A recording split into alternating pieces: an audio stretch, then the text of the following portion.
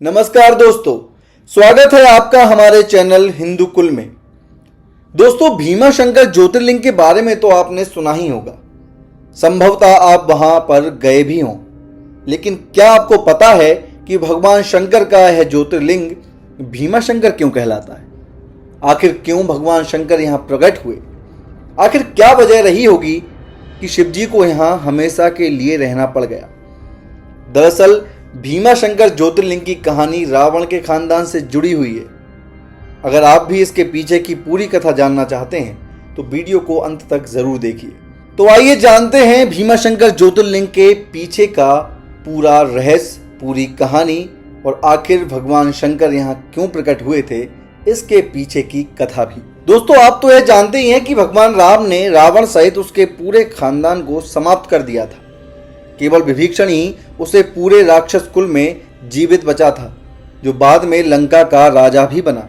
इसी युद्ध में श्री राम ने रावण के भाई विशालकाय कुंभकर्ण को भी मार दिया था, लेकिन कुंभकर्ण का पूरा वंश समाप्त नहीं हुआ था। पुणे से लगभग 100 किलोमीटर दूर सह्याद्री की पहाड़ी पर भीमा शंकर ज्योतिर्लिंग स्थित है।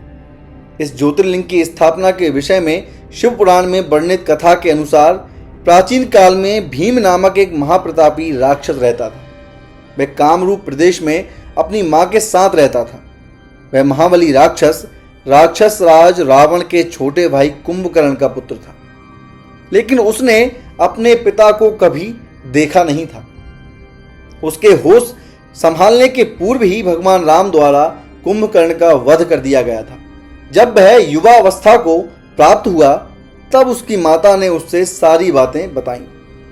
भगवान विष्णु के अवतार श्री रामचंद्र जी द्वारा अपने पिता के वध की बात सुनकर वह महाबली राक्षस अत्यंत संतप्त और क्रोधित उठा।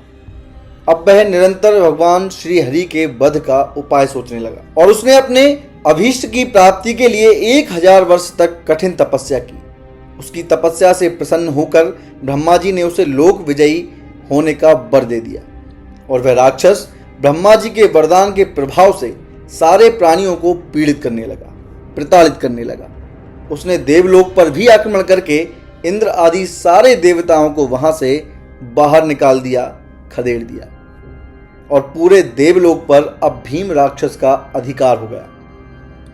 इसके बाद उसने भगवान श्री हरि को भी युद्ध में परास्त कर दिया। श्री हरि को पराजित करने के पश्चात उसने कामरूप के परम शिव भक्त राजा सुदक्षिण पर आक्रमण करके उन्हें, उनके मंत्रियों को और अनुचर सहित बंदी बना लिया। इस प्रकार धीरे धीरे उसने सारे लोगों पर अपना अधिकार जमा लिया। उसके अत्याचार से वेदों, पुराणों, शास्त्रों और स्मृतियों का सर्वत्र एकदम लोप हो गया। वह किसी को भी धार्मिक कृत्य नहीं करने देता था। इस प्रकार यज्ञ, दान, तप, स्वाध्याय आदि के सारे काम एकदम से रुक गए। भीम के अत्याचार की भीषणता से घबराकर ऋषि मुनि और देवगण भगवान शिव की शरण में गए और उनसे अपना तथा अन्य सारे प्राणियों का दुख कहा। दोस्तों, आप तो जानते ही हैं कि इस संसार पर जब जब अत्याचार हुआ है तब तब हमारे बाबा भोलेनाथ ने ही धरती को अत्याचारियों से मुक्त किया है। भगवान शंकर बहुत ही भोले हैं, अपने भक्तों की आवाज पर उनकी मदद करने के लिए आ जाते हैं और उतने ही भयंकर भी हैं। अगर क्रोधित हो जाएं तो पूरे ब्रह्मांड को पल भर में खत्म कर दें। यही कारण है जब भीम राक्षस का आतंक बढ़ गया तो शिव जी से ही मदद मांगी गई। सभी की प्रार्थना सुनकर भगवान शिव ने कहा, मैं शीघ्र ही इस अत्याचारी राक्षस का संहार करूंगा। उसने मेरे प्रिय भक्त कामरूप नरेश सुदक्षिण को भी सेवकों सहित बंदी बना लिया है। वह अत्याचारी असुर अब और अधिक जीवित रहने का अधिकारी नहीं रह गया है। भगवान शिव से यह आश्वासन पाकर ऋषि मुनि और देवगण अपने अपने स्थान को वापस लौट गए। इधर राक्षस भीम के बंदी गृह में पड़े हुए राजा सुदक्षिण ने भगवान शिव का ध्यान किया। वे अपने सामने पार्थिव शिवलिंग रखकर अर्चना कर रहे थे और उन्हें ऐसा देख क्रोधोन्मत्त होकर राक्षस भीम ने अपनी तलवार से उस पार्थिव शिवलिंग पर प्रहार किया, किंतु उसकी तलवार का स्पर्श उस लिंग से हो भी नहीं पाया कि उसके भीतर से साक्षात शंकर जी प्रकट हो गए और अपनी हुंकार मात्र से उस राक्षस को वहीं जलाकर भस्म कर दिया। भगवान शिव जी का यह अद्भुत कृत्य देखकर सारे ऋषि मुनि और देवगण एक होकर उनकी स्तुति करने लगे।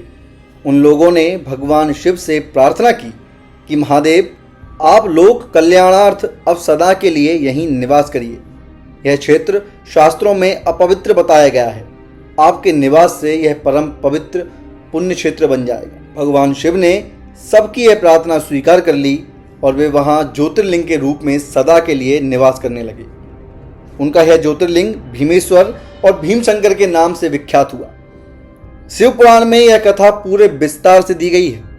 ऐसा माना जाता है कि इस ज्योतिर्लिंग की महिमा अमोघ है।